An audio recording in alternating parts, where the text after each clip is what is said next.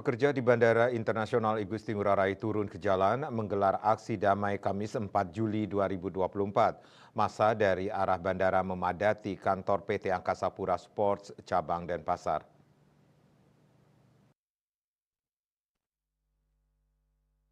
Ratusan karyawan menyuarakan penolakan perubahan status pekerja dari PKWTT, perjanjian kerja waktu tidak tertentu atau permanen, menjadi status pekerja dengan PKWT, perjanjian kerja waktu tertentu atau kontrak. Hal tersebut dinilai menimbulkan keresahan dan kekhawatiran bagi segenap pekerja PT Angkasa Pura Support Cabang Denpasar. Untuk itu, massa yang dikomandoi Federasi Serikat Pekerja Mandiri Regional Bali serta segenap anggota FSPM Regional Bali melakukan aksi damai. Massa berkumpul mulai pukul 9 WITA. Setelah itu mereka melakukan aksi dengan menyuarakan tuntutannya.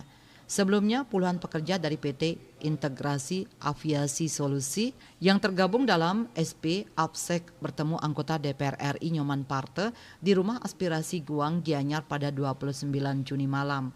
Para pekerja mendatangi Rumah Aspirasi Nyoman Parte setelah sebelumnya bertemu dengan manajemen Angkasa Pura Supports terkait dengan adanya rencana penggabungan perusahaan.